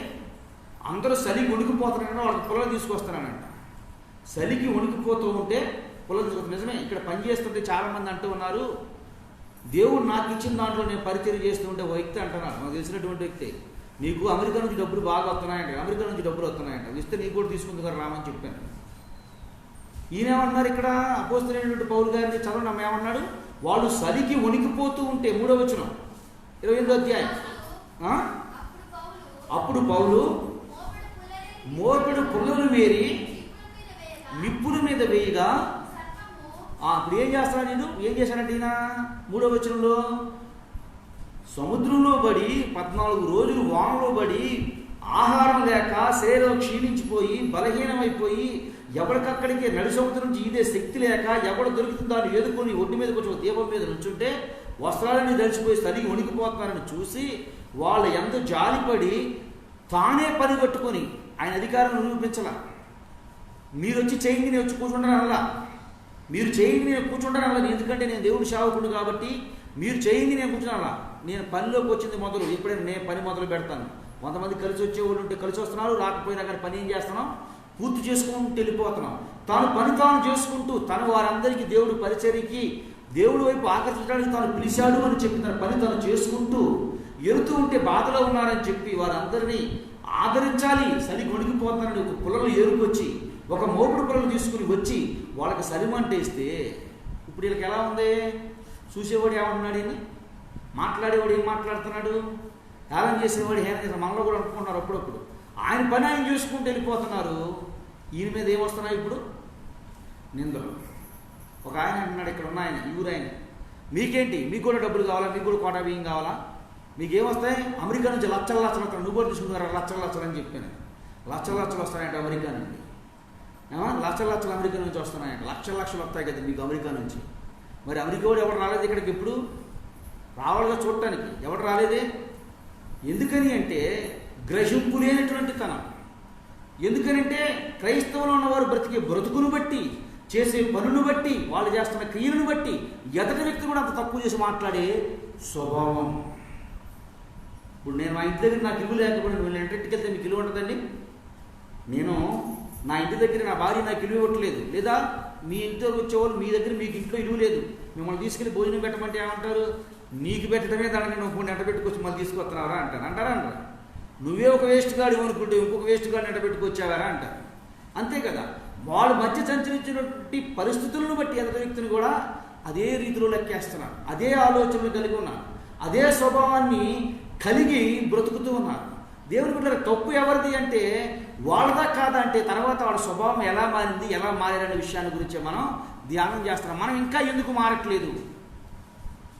అన్యుడే మారాడు, మనం ఎందుకు మారట్లేదు? అన్యుడు మునిగిపోయే సమయానికైనా మార్పు తెచ్చుకున్నాడు, దేవుడి గురించి తెలుసుకున్నాడు. మనం మునిగి ఉన్న మునుగు లోతులో ఉన్న ఊబిలో చిక్కబడిన ఇంకా మనం ఎందుకు తెలుసుకోలేకపోతున్నాం అనే విషయాన్ని గురించి మనం ధ్యానం చేస్తూ ఉన్నాం. చూడండి, ఇక్కడ మోబెడు పిల్లలు బలహీనంగా ఉన్నారండి, పిల్లలు తీసుకుని వచ్చి వారు సరిగా ఉన్నారని పిల్లలు వేస్తూ ఉంటే లోపల నుంచి వచ్చి సర్పం కాటేసిందండి. సర్పం కాటు వేయగానే వీళ్ళ ఆలోచన ఎలా వచ్చింది? ఇతను నిజంగా మోసగాడు. ఎందుకంటే మా ఇంటి పక్కన క్రైస్తవులు ఉన్నారు, వాళ్ళు మాయగాళ్ళే, వీడు మాయగాడే, అంతే కదా. మా ఎమ్మటి తిరిగే వాళ్ళు ఉన్నారు క్రైస్తవులు, వాడు మాయగాడు, వీడు మాయగాడే. వాళ్ళు మోసం చేస్తారు, వీడు మోసం చేస్తారు. వాళ్ళ దగ్గర క్రమం లేదు, వీడి దగ్గర క్రమం లేదు. వాడికి నోరు అదుపు ఉండదు, వీడికి నోరు అదుపు ఉండదు. వాడు ఇష్టం వచ్చినట్టు మాట్లాడతాడు, వీడు ఇష్టం వచ్చినట్టు మాట్లాడతాడు. వాడు ఇష్టం వచ్చినట్టు రౌడీజం చేస్తారు, వీళ్ళు రౌడీజం చేస్తారు. పేరు క్రైస్తవు పేరు, కానీ బ్రతుకులో క్రైస్తవ్యమో ఎక్కడ కనపడట్లే, ఎక్కడ చూపించట్లా. పేరు క్రైస్తవ పేరు పెట్టుకొని పేర్లు, కొంతమంది పేర్లు మార్చి ఆ పేరుతో తప్ప పిలిస్తే కోపాలు వస్తాయి కొంతమందికి. ఎందుకని? నా పేరు అదేతున్నాను, ఆ పేరు తగ్గట్టు బతుకుతున్నా, ఆ పేరు తగ్గట్టు జీవిస్తున్నా. అందుకనే దేవుని వాక్య ప్రకారంగా నేను ఎవరికి పేరు బాప్తీసు వచ్చేటప్పుడు నేను మార్చేది ఎవడో? యేసయ్య. నా పేరు మార్చుకోలేదు, వాళ్ళ పేరు నాకు పేరు మార్చా, కానీ ఆ పేరుతో నేను పిలుస్తున్న దేవునికి నేను ఇష్టపడట్లేదు. పిలిచేవారికి కూడా చెప్తాను, నా పేరుతో వద్దు. మనుషులు కాదు నాకు పేరు మార్చవలసింది, దేవదేవుడు మార్చాలి. అలా బ్రతికినప్పుడు మాత్రమే దేవుని నామానికి మహిమ వస్తుందని చెప్తూ ఉంటారు. చూడండి, ఈ వ్యక్తిని అంటూ ఉన్నారు ఏమేస్తారు? నిజంగా ఇతరులను వదిలిపెట్టదు. మా అందరికంటే మాకంటే తెలియనటువంటి వారికంటే నువ్వేమన్నా పెద్ద భక్తుడువా? మేము చూడట్లేదా క్రైస్తవుల్ని? మాకు తెలియట్లేదా? ఆలటైపోయి నువ్వు పేరేమో ప్రార్థన, ప్రభువా అని ప్రార్థన చేస్తావు. నోరు తెరిచావు అంటే ఇంట్లో ఎట్టరిసి ప్రార్థన చేస్తావు, బయటకు వచ్చి కూడా మా మీద అలాగే అరుస్తూ ఉన్నావు. ఇంట్లో ఎలాగైతే దేవుడి గురించి శోకండాలు పెట్టి ఏడుస్తూ ప్రార్థన చేస్తావు, బయటకు వచ్చిన తర్వాత మన బ్రతుకు కూడా అలాగే ఉంది. ఎందుకు ప్రయోజనం అనే రీతిలో అపోస్తలుడైన పౌలు గారిని లెక్కేశారు. పౌలు గారిని మాట్లాడారు, చేతులు పట్టుకున్నాడు సర్పం. ఆయన కంగారు పడలా, ఆయన ఏం చేయలా, భయపడలా. జాడించి నుప్పుల్లో వేసి పడేశారు,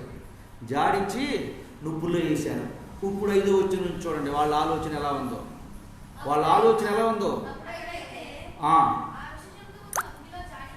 ఆ విష జంతువును అగ్నిలో జాడించి వేసి ఏ హానియు పొందలేదు. వారు అతని శరీరము వాసునో లేక అకస్మాత్తుగా పడి చచ్చును అని కనిపెట్టుచుండు. దేవునికి స్తోత్రం.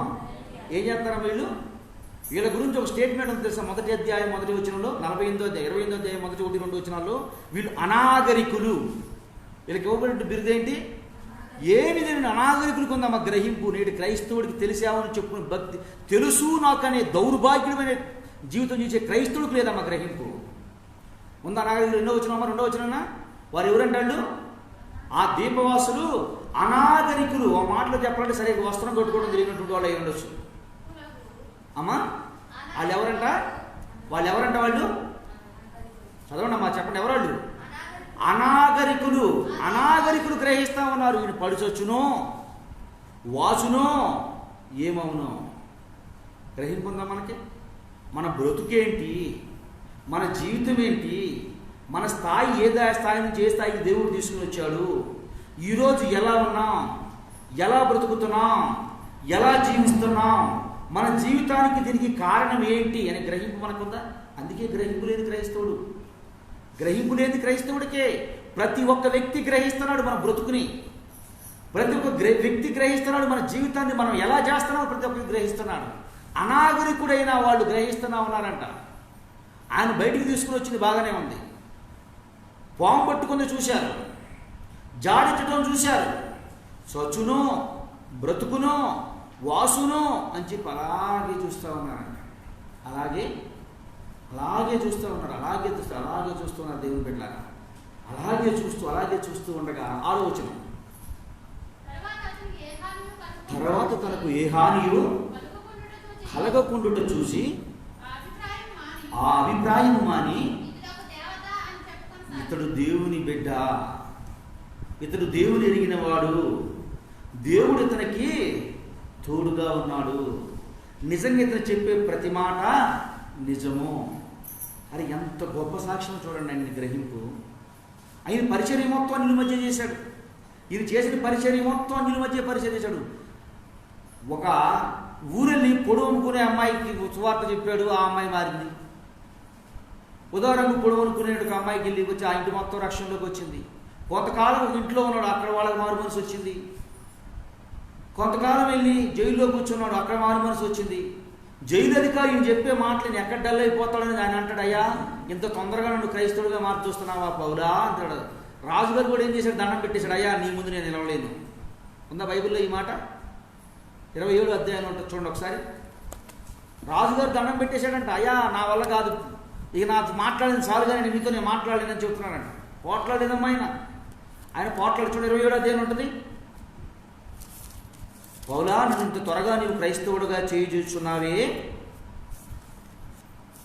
27వ వచనం,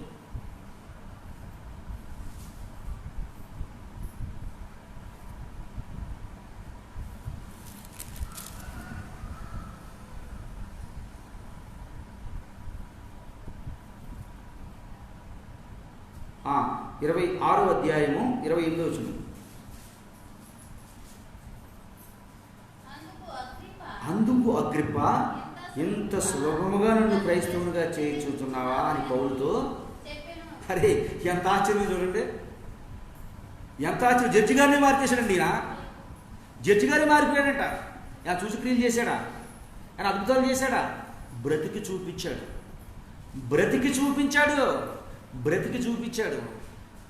జడ్జి గారేమో తీర్పు తెచ్చాలి ఈయనకి, జడ్జి గారేమో న్యాయం తెచ్చాలి ఈయనకి. ఈయన మీద నిందమవటానికి వెళ్ళారు, ఈయన ఫోన్లో నుంచోబెట్టారు.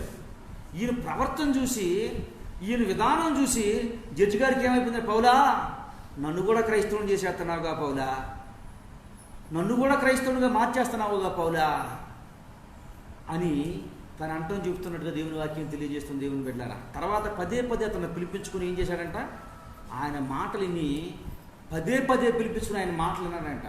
ఎవరన్నా సరే, నువ్వు అయ్యా దేవుని మాటలు చక్కగా చెబుతున్నావమ్మా, ఎప్పుడన్నా మా ఇంటికి వస్తావా అని అడిగారు? ఎవరన్నా అడుగుతున్నారా? లోకం మనతో ఏకమైపోయా, లోకం ఒకవేళ కలుపుకోకపోయినా దాన్ని ఎంటబడి లోకంతో కలవటానికి మనం ప్రయాసపడుతుంది. లోకం మా అంటే వద్దయ్యా, మీరు క్రైస్తవులయ్యా, మీరు మాతో కలవకూడదయ్యా ఎప్పుడైనా జ్ఞాపకం చేశారా మన? మీరు ఎందుకు సినిమాకి వస్తున్నారు మాతో పాటుగా, మీరు దేవుని ఎరిగినోళ్ళు కదా అని అన్నారా?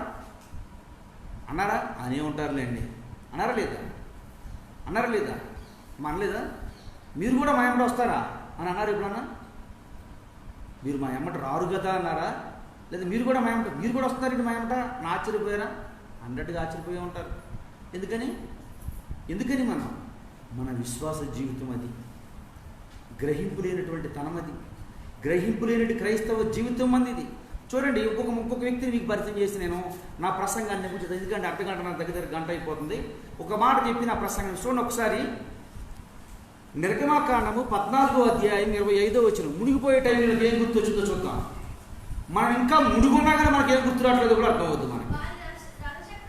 వారి రథచక్రములు ఊడిపోతున్నట్లు చేయగా బహు కష్టపడి తోలుచుండిరి. అప్పుడు ఐగుప్తీయులు ఇశ్రాయేలు పక్షంగా యెహోవా యుద్ధం చేసిన దేవునికి స్తోత్రం. మరి మునిగిపోయే సమయంలో గుర్తొచ్చింది వాళ్ళకి, మనకు మునిగిపోయినా గుర్తు రావట్లా. మునిగిపోయే సమయంలో గ్రహింపు వచ్చిందండి ఇశ్రాయేలీకి. అన్యురాళ్ళు వారికి వచ్చిన కష్టం ఎక్కడొచ్చిందో, ఎందుకు వచ్చిందో ఒక్కసారి వాళ్ళకి బ్యాలెన్స్ చేసుకుంటారు. గత సంవత్సరం ఈ విధంగా ఉన్నాం, గత సంవత్సరం ఈ విధంగా నడిచాం, గత సంవత్సరం ఈ విధంగా ప్రార్థనకి, గత సంవత్సరం ఈ విధంగా జీవించాం, గత సంవత్సరం ఈ విధంగా మనం బ్రతికాం, ఈ సంవత్సరం ఈ విధంగా బ్రతకలేదు కాబట్టి మనకి స్థితి వచ్చిందని వాళ్ళు ఒకసారి లెక్కేసుకుంటారు. వాళ్ళ జీవితాన్ని, వాళ్ళ బ్రతుకుని, వారి కుటుంబాన్ని, వారికి కలిగిన సమస్తాన్ని ఒకసారి లెక్కేసుకుంటారు. గత కాలంలో అయితే మేము ఇలా బతికేవాళ్ళం, గత కాలంలో అయితే మేము ఈ పనులు చేసేవాళ్ళం, ఈ కార్యక్రమాలు చేసేవాళ్ళం, ఈ కార్యక్రమంలో పాల్గొనేవాళ్ళం, ఈ సంవత్సరం మనం ఈ కార్యక్రమంలో మనకు పాలు పంపులు లేవు కనుక మనం ఏమైపోయాం? ఈ కష్టానికి కారకులుగా మిగిలాం, ఈ శ్రమలకు కారకులుగా మిగిలాం, ఈ ఇబ్బందులకు కారకులుగా మిగిలాం అని గ్రహించుకుంటున్నారు వాళ్ళు. వీళ్ళు తరమటానికి వెళ్ళారు, పట్టుకోవడానికి వెళ్ళారు. యుద్ధం ఎవరు చేస్తున్నారు? వాళ్ళ పక్షంగా దేవుడు యుద్ధం చేస్తున్నాడు. దేవుడే వాళ్ళకు తోడుగా ఉండి యుద్ధం చేస్తున్నాడు. దేవుడే వాళ్ళని నడిపిస్తా ఉన్నాడు. చేతులెత్తేసారు లేకపోతే మనకెందుకు రావట్లేదు గ్రహింపు? మనకెందుకు రావట్లేదు ఈ గ్రహింపు? ఒంట్లో అనారోగ్యం వచ్చినప్పుడు అరే నేను ప్రార్థనా జీవితంలో సరిగా లేనేమో, విశ్వాస జీవితంలో సరిగా లేనేమో, కుటుంబంలో భయంకరమైన ఆర్థిక కష్టాలు ఇబ్బందులు ఎదురవుతూ ఉన్నప్పుడు, భయంకరమైన శ్రమల మధ్య మనం సతమతమైపోతూ ఉన్నప్పుడు, ఇంట్లో సమాధానం లేనప్పుడు ఎందుకు నాకు ఈ ఆర్థిక ఇబ్బంది వచ్చింది? ఎందుకు ఈ ఆర్థిక ఇబ్బందులు నేను సతమతమైపోతున్నా? ఎందుకు ఈ సమస్యలు ఈ విధంగా ఉన్నాయి? దేవుడు నేను కొత్తలో ఇలా లేనే, నేను దేవుడు తెలుసుకున్న కొత్తలో నా పరిస్థితి ఇలా లేదే, దేవుడిని అంగీకరించిన కొత్తలో నా జీవితం నా కుటుంబ పరిస్థితులు ఈ విధంగా లేవు, ఎందుకు ఈరోజు ఇలా ఉన్నాయి? ఎందుకని అంటే ఆ రోజు నువ్వేం చేసేవాడు? దేవునికి ఇచ్చిన దాంట్లో శ్రేష్టమైందిగా దేవునికి ఇచ్చేదాన్ని. దేవుడికి ఇచ్చేవాడికి మొట్టమొదట సమయం, ప్రార్థన సమయానికి ముందు దేవుణ్ణి సన్నిధిలో కూర్చొని ఆరాధించేదాను. నీకు వచ్చే ఏ శ్రేష్టమైనదైనా దేవునికి నేను ఇస్తున్నానని చెప్పి హృదయపూర్వమైన మనసుతో దేవుని దగ్గర తీసుకుని, అందుకే ఆ రోజు దేవుడు ఏం చేశాడు? నీ యొక్క పిండి పిసుకు తొట్టి వర్ధిల్లినట్టు సహాయం చేశాడు. ఆ రోజు నువ్వు ఏ పని చేస్తే ఆ పనిలో దీవినే, నువ్వు ఎక్కడికి వెళ్తే అక్కడ దీవినే. ఎప్పుడైనా వెనక్కిసారి జరిగిన భక్తులు ఎప్పుడైనా కంపారిజన్ చేసుకున్నారా? వెనక్కి వెళ్ళిన భక్తులు ఎప్పుడైనా ఒకసారి తీసుకున్నారా? వాడు మునిగిపోయేటప్పుడు గుర్తించుకున్నారు, గ్రహింపు వచ్చింది. మునిగిపోతూ ఉన్నా కానీ మనకు గ్రహింపు లేదు, మునిగి ఉన్నా కానీ మనకేమి లేదు, గ్రహింపు లేదు. దేవుని బిడ్డారు, అందుకే ఈ వాక్యానికి, ఈ ప్రసంగ అంశానికి అర్థం ఏంటి అంటే, గ్రహింపు కలిగినటువంటి అన్యుడు, గ్రహింపు లేనటువంటి క్రైస్తవుడు. అనాగరికులండి వీళ్ళు, అనాగరికులు. ఏమీ తెలియదు, వస్త్రం కూడా సరిగ్గా కట్టుకోవడం తెలియదు, దేవుడు అంటే ఎవరో తెలియదు, దేవుడు అంటే ఉన్నటువంటి గొప్పతనం ఏంటో తెలియదు. ఒక దేవుడు సేవకుడు వారి మధ్యకి వెళ్ళినప్పుడు ముందు ఆయన నిందించారు, దుర్మార్గుడు అన్నారు, నరహంతకుడు అన్నారు, పడి చస్తాడన్నారు. ఇప్పుడు జాగ్రత్తగా ఏం జరుగుతుందని గ్రహించారు, జాగ్రత్తగా పరిశీలించారు, పరీక్షించారు, పరిశోధించారు. వెంటనే వెళ్ళిపోయి అంటూ ఉన్నారు, ఏ నోరమ్మా మాట్లాడింది? అదే నోరు కదా, నోరు మాత్రమే మాట్లాడి ఊరుకుందా అంటే దేవుణ్ణి వారి హృదయంలో చేర్చుకున్నారు. దేవుణ్ణి వాళ్ళు అంగీకరించారు. దేవుని బిడ్డలారా, దేవుణ్ణి వాళ్ళు అంగీకరించారు, దేవునికి లోబడి ఉన్నారు. యుద్ధం చేయటానికి వెళ్ళారు. యుద్ధం మన వైపు వాళ్ళ వైపు మనం వెళ్ళలేము అని చెప్పి, మనకి విజయం రాదు అని, వాళ్ళ పక్షంగా దేవుడు యుద్ధం చేస్తున్నాడని వాళ్ళు ఏమైపోయారు? గ్రహించి సరెండర్ అయిపోయి మన వల్ల కాదు అన్నారు. మనకెందుకు అవ్వట్లేదు? మనం ఏమనుకోలేకపోతున్న విషయంలో మునిగిపోతూ ఉన్నా, నా సొంత శక్తితో, నా సొంత బలంతో, నా సొంత తిరుగుదాట్లో ఏదో జయించవచ్చు, ఏదో సాధించవచ్చు, ఏదో పొందుకోవచ్చు అనుకున్నా. నా వల్ల కాదు ప్రభువా, నేనేమైపోయానంటే నీ దగ్గర సరెండర్ అయిపోతున్నా. అయ్యా, నన్ను నడిపించే బాధ్యత నీదే, నడిపించవలసిన బాధ్యత నీదే ప్రభువా. ఎందుకు అనలేకపోతున్నాం అంటే గ్రహింపు లేనటువంటి తనం. దేవుడు చెప్తూ ఉన్నాడు, అటువంటి గ్రహింపు లేని వ్యక్తులుగా మనం బ్రతకూడదు, గ్రహింపు లేని వ్యక్తులుగా బ్రతకాలి అని. ప్రభు యొక్క శరీర రక్తాల్లో మనం కొద్ది నిమిషముల్లో బల్లారాధనలో మనం పాల్గొనబోతున్నాం. దేవుడు చెప్తున్నాడు, ఇదిగో ఎవడు అయోగ్యంగా తినుడు వాడు ఏమవుతున్నాడు? రోగి అవుతున్నాడు. ఇంకోడు ఏమవుతున్నాడంట? చనిపోతున్నాడు. అయోగ్యుడు అవుతున్నాడు, అయోగ్యంగా తీసుకుంటున్నాడు. ఒకడు రోగి అవుతున్నాడు, ఒకడు చనిపోతున్నాడు. మీలో కొందరు ఇప్పటికే నిద్రించింది. తీసుకునే సమయం అందైనా మనం ఏముండాలి? మనకు ఇప్పుడు బలారాధనలో మనం పాల్గొనే మనందరికి ఏముండాలమ్మా? గ్రహింపు. క్రీస్తు నా కొరకు చనిపోయాడు, నేను బలహీనుడినై ఉండగానే బలవంతుడైన దేవుడు నా కొరకు చనిపోయాడు, చనిపోయి తిరిగి లేచాడు, నాకు నిత్య జీవాన్ని అనుగ్రహించాడు. ఆ నిత్య జీవము నేను వారసున్నై ఉన్నాను. నేను ఏ విషయంలో, ఏ పరిస్థితుల్లో ఎప్పటికప్పుడు నన్ను నేను గ్రహించుకుంటూ అనేకులు క్రీస్తు కొరకు సంపాదించే వ్యక్తిగా బ్రతకాలి. లేకపోతే ఇందాక చెప్పానే, ఒకనొక సమయం వచ్చినప్పుడు నువ్వు మాత్రం ఒంటరిగా మిగిలిపోతావు, నువ్వు చేయవలసిన పని చేయనప్పుడు. నేను మీకు విషయం చెప్తాను, నేను ఇక్కడ మైకులో చెప్పే విషయం కాదు. మా ఊర్లో పాత సంఘం ఉంది, నేను విడిచొచ్చిన సంఘం. అక్కడ కాంటూరు దేవుణ్ణి నమ్ముకున్నారు, వైసెస్ దేవుణ్ణి నమ్ముకున్నారు. ఒకే ఒక ఇల్లు. అమ్మ మీరు నమ్మండి, మనము ఇక్కడ ఆరాధన లెండెడ్ శ్రీ ఉద్యాన దినంలో అయిపోయి వెళ్తున్నాం. శిలువ ధ్యాన దినములు అయిపోయిన తర్వాత వెళ్తున్నాం. సంఘంలో ఉన్న చిన్న పిల్లోళ్ళు మొదలుకొని స్త్రీలు అందరూ కూడా సమాధి కార్యక్రమం చేసి వచ్చారు. వాళ్ళ బంధువులు పక్క నుండి చూస్తున్నారు, పక్క నుండి నుంచున్నారు తప్ప వాళ్ళని చేయకూడదు. మనకి ఎందుకు రావట్లేదు ఈ యూనిటీ? ఎందుకు రావట్లేదు యూనిటీ అంటే, నేను పని చేస్తే నాకేంటి? సీనుగారు ఎన్ని రోజులు వచ్చారండి మీరు ఇక్కడికి ప్రార్థనకి? ఉపవాస ప్రార్థన పెట్టిన తర్వాత ఒక్కరోజు కూడా రాలా. సరోజనం గారు మీరు అదే ఇప్పుడు దేవుని సమయానికి కేటాయించడానికి మనకు ప్రాబ్లం. 2 గంటలు చెప్పు, నాకు ఇంత ఫోన్ రాలేదా? బైబిల్ కాలేజీలో దేవుని పని రాలేదా? మన సమయం దేవునికి ఇచ్చేసారు. ఈ టైం నుంచి ఈ టైం దాకా నాకు సెలవు, ఇప్పుడు వరకు దేవుడు మీకు ఏమైనా తక్కువ చేస్తాడా? సరోజనం గారు మీరు 2 రోజులు వచ్చారండి ప్రార్థనకి. అది నాకు అవసరం లేదు, నాకు అక్కర్లేదు. ఎందుకనంటే నా భక్తి ఏదో నాకు సరిపోతుంది. దేవుని బిడ్డల విషయాన్ని గమనించండి. గ్రహింపు లేని క్రైస్తవులుగా మనం బ్రతకొద్దు. గ్రహింపు లేని క్రైస్తవులుగా బ్రతుకుదాం. గ్రహిస్తూ బ్రతుకుదాం. నిజంగా మన జీవితం ఇంకా స్థిరంగా ఉండాలి. స్టాండర్డ్ పిల్లర్ ఫౌండేషన్ స్టాండర్డ్గా ఉండాలి అంటే నిజంగా మాత్రం రాణి ఈ విషయంలో నాకు మొట్టమొదటి ఆత్మీయ కుమార్తె. ఈ విషయంలో నేను పూర్తిగా మెచ్చుకుంటాను. ఎందుకు మెచ్చుకుంటానంటే, నేను వచ్చినా రాకపోయినా సరే, బయట తిరిగి వచ్చే శక్తిహీనతలో బలహీనతలు బట్టి పడుకున్నా ఏం చేసినా మొట్టమొదటి మందిరంలో ఉండేది రాణి. వస్తుంది మందిరం తెస్తే ఒక లేట్ అయితే తానే పాటలు పాడుతుంది. ఇంకో దేవుని కృపను పెట్టి కొత్త కుమార్తె వెంకటేశ్వరమ్మ, వాళ్ళు కూడా ఏం చేస్తారు, చక్కగా పావనీలు ఇద్దరు మాట్లాడతారు. చాలా సంతృప్తి అనిపిస్తుంది. నేను చెబుతున్నా, పాస్టర్ గారు ఒక రోజున భయంకరమైనటువంటి బలహీనత,